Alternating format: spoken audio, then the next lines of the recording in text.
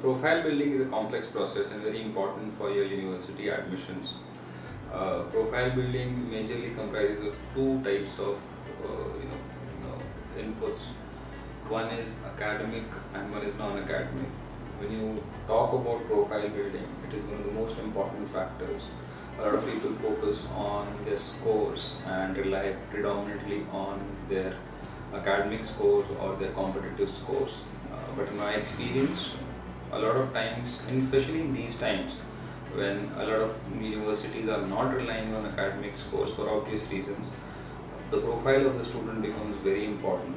Now, what we mean by the profile of the student, it's not just the scores that the student has, because the topmost universities in the world are looking as leaders in their cohort. And what does it mean to be a leader? It does not necessarily mean that you have only good scores. They are looking at your overall profile.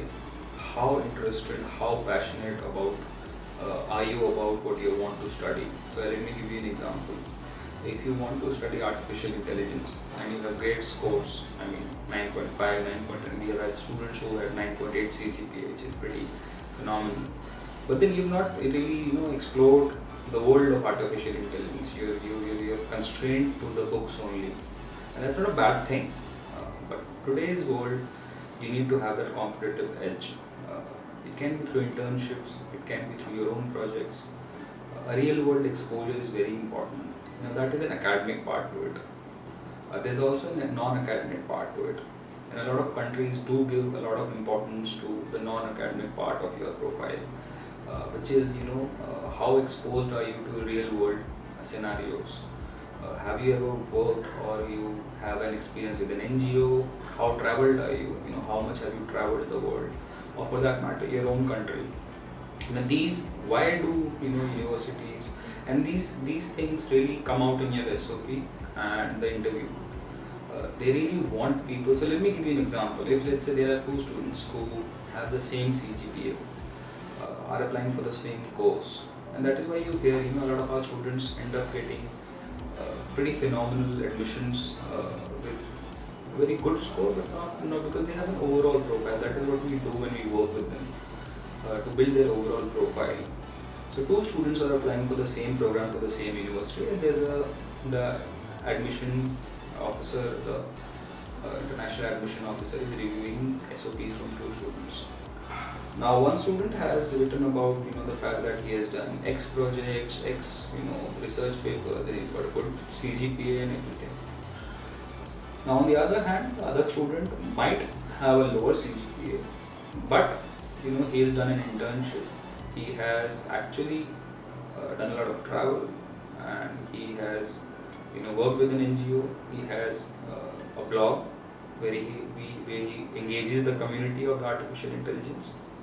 So these profiles, who do you think that the admission officer is going to give the admit to? In my experience, it is a student who has an overall profile, and there's a reason why. See, when you are looking to build a cohort of your academic class, you want people with different skills to come to your class. Let's talk about the topmost universities in the world.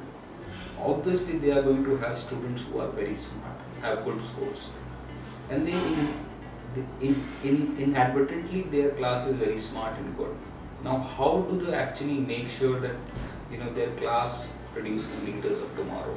It is when one student brings an exposure from one part of the world and another student brings exposure to another part of the world, and that is how they build a mixture of students to really form a class which is worth sharing their experiences. And that is what an admission officer is looking for.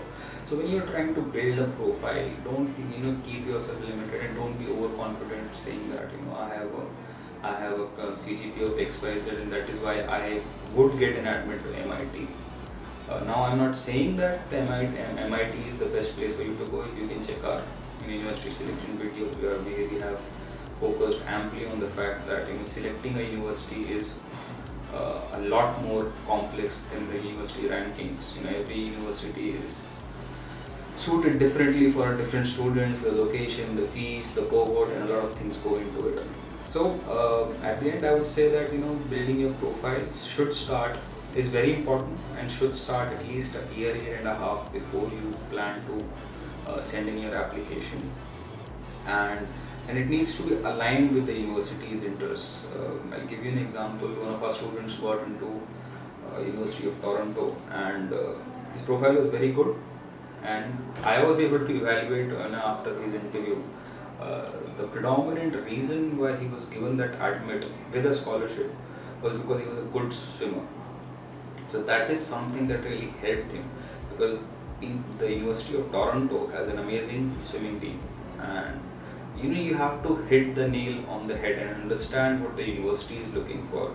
They are also looking for students to add value to them.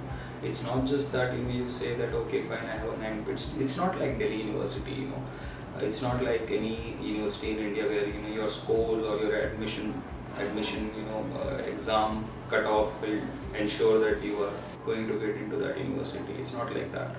So these universities are looking for an overall profile, much like our student who got into an amazing university with a good amount of scholarship because he was a good swimmer, and we had to highlight that.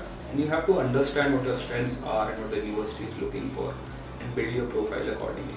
So I would say, in the end, very briefly, if you want to, understand what a profile is, you can focus on your academic profile and non-academic profile.